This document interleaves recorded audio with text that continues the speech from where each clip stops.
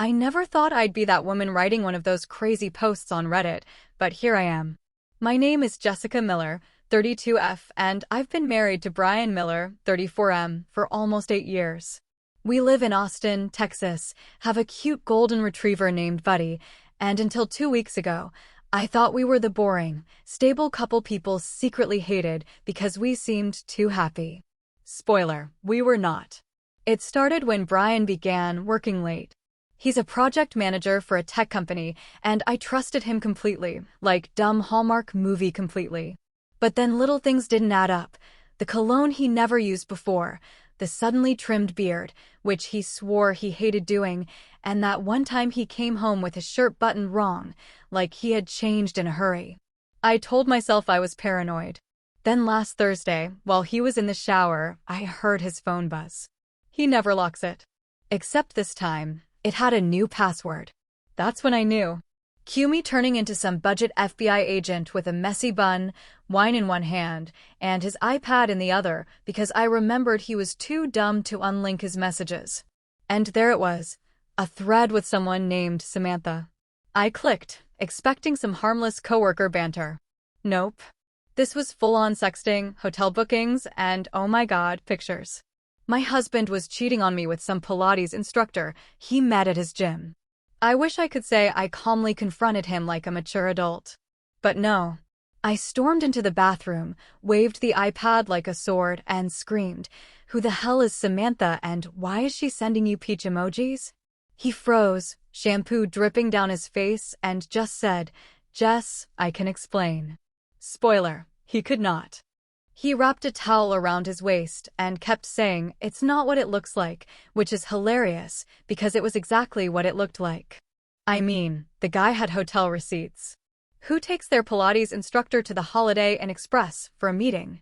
I started yelling things I didn't even know I had in me. At one point, I screamed, "I gave up law school for you." Which isn't true, I never even applied to law school. But damn, it felt right in the moment. He tried to grab the iPad, but I held it up like the Lion King baby Simba and said, "You think I'm stupid?" That's when he said something I will never forget. "Jess, you've been distant, and I needed to feel wanted." Oh, so it's my fault you stuck your everything into Samantha?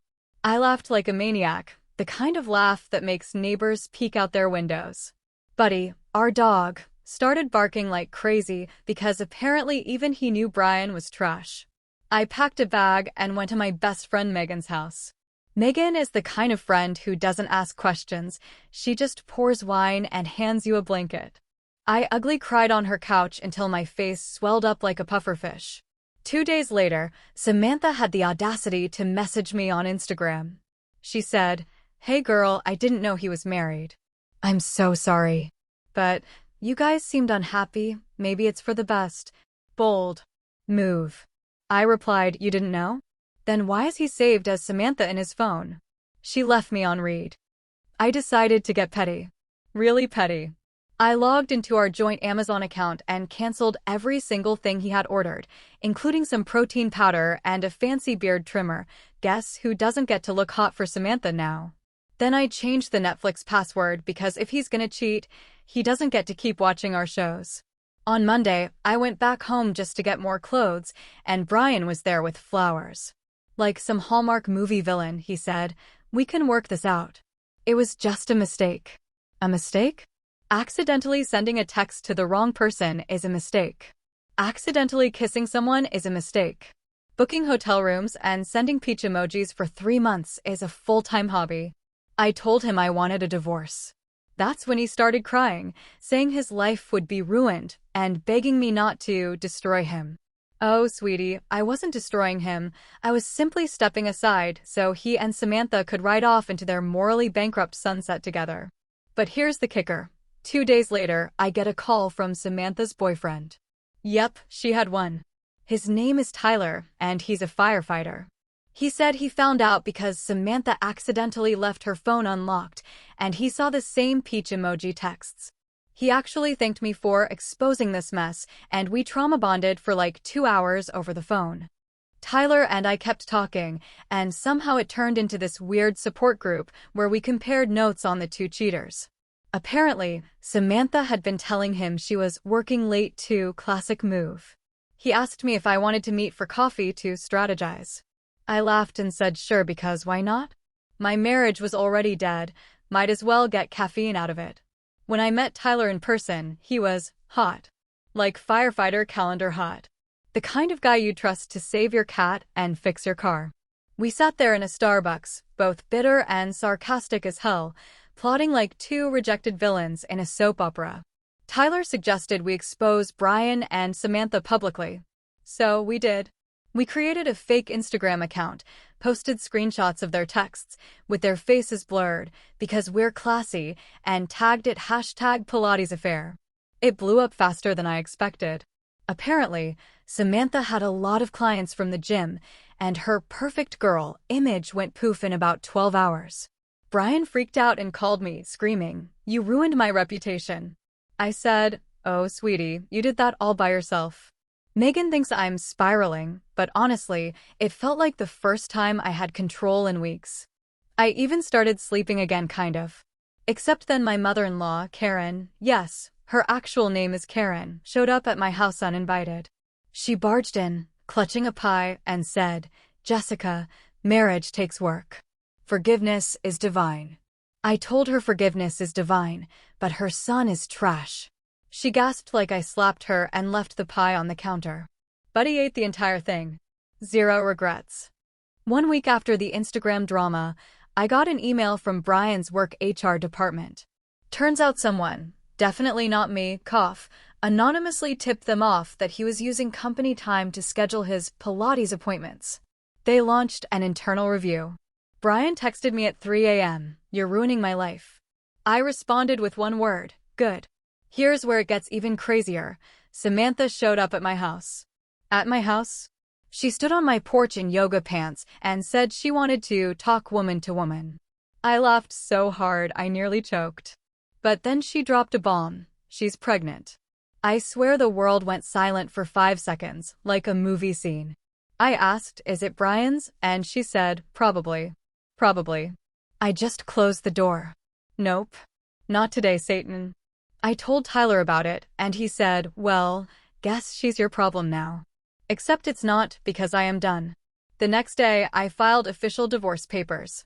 The clerk even gave me a sympathetic smile and a little wave like, "Girl, we see this every day." Megan keeps telling me I should go to therapy instead of plotting revenge scenarios with Tyler, but honestly, revenge is cheaper and way more satisfying. A few days later, Tyler and I decided to go full chaos mode. He suggested we stage a fake baby shower for Samantha and Brian online, of course. We made a Facebook event titled Brian and Samantha's Love Child Celebration and invited literally everyone from Brian's work, her gym, and even some of her family members Tyler still had on Facebook. Within 24 hours, over 60 people clicked interested. Brian called me screaming, "This is defamation." I said, "Actually, it's parody. Look it up." Then I hung up. Tyler and I were cackling like cartoon villains. But it got crazier. Someone filmed Samantha yelling at Brian in the parking lot of a Target, apparently about the fake baby shower, and it went viral on TikTok. Viral. Like 1.2 million views in 2 days. People were stitching the video with "Girl, leave him," and "not the Target parking lot." I even saw one guy remix it into a dance track. Meanwhile, Brian's job put him on temporary leave, pending the HR investigation. Samantha quit her Pilates studio because apparently her client base didn't appreciate her extracurricular stretching. Karen, the mother-in-law, left me 8 voicemails saying I'm ruining the family name. I texted her one line, "Karen, the family name ruined itself." One night, Megan, Tyler, and I sat on my patio drinking wine, and Tyler joked, "We should have a fake wedding to celebrate you dumping him." That's when Megan pulled out her phone and actually made a fake wedding event page, Jessica's Divorce Party and Rebirth Ceremony. It went semi-viral locally, and within hours, random women I didn't even know were asking if they could come. Apparently, people love a good revenge arc. The night of the ceremony, 40 people showed up at my house. Someone brought a cake that said, "R.I.P. Brian." Tyler showed up in his firefighter uniform for dramatic effect. Megan officiated using a fake script she downloaded off Pinterest, and at one point, Buddy the dog ran through wearing a tuxedo vest. Mid-party, guess who shows up? Brian. He actually crashed my divorce party. He stood there yelling, "You've humiliated me enough," while everyone just filmed him for TikTok. He left after someone, probably Tyler, accidentally sprayed him with a garden hose. The next day, the videos hit 5 million views. People started tagging me as #DivorceQueenJessica. It felt like a fever dream. 2 days after the divorce party, I woke up to find reporters outside my house.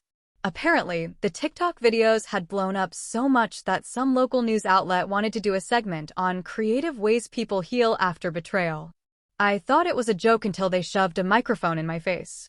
I ended up on the evening news, standing in my driveway in sweatpants, saying, "Cheating is bad. Don't be a Brian." That clip went mega viral. People started printing "Don't be a Brian" t-shirts, and someone on Etsy messaged me asking if they could use my face on a mug. Brian, of course, lost it. He sent me this long, emotional email. "You've destroyed my life, Jessica. You made me a meme." I didn't reply, but I did frame the email and hang it in my living room. Meanwhile, Samantha kept posting weirdly inspirational quotes on Instagram like, "Sometimes you have to lose to win." Girl, you lost your job, your boyfriend, and your reputation. What are you winning exactly? Then came the ultimate twist. Brian tried to sue me. He actually hired some bargain bin lawyer to file a defamation and emotional distress lawsuit because of the viral videos. I laughed so hard I nearly passed out. My own lawyer, Megan's cousin, who does this stuff for fun, said he doesn't have a case. If anything, he owes you royalties for turning him into internet content. The court hearing was surreal. Brian cried in front of the judge, saying he was a victim of cyberbullying. The judge literally rolled her eyes and dismissed the case. People clapped. Like, actual applause in the courtroom. On my way out, Tyler handed me flowers and whispered, "Legend." Yeah, he and I might be flirting now, don't judge me. That night, TikTok went crazy again because someone recorded the courtroom moment and added dramatic music to it. #DivorceQueenJessica hit 10 million views. People started duetting my videos, calling me an inspiration. Someone even made a fan page called Justice for Jessica. Brian disappeared from social media, and word on the street was that he moved in with Samantha into her parents' basement. Ouch! Tyler said, "Karma's fast these days." Then came the biggest plot twist of them all. Samantha's pregnancy wasn't Brian's. Turns out, it was Tyler's kid.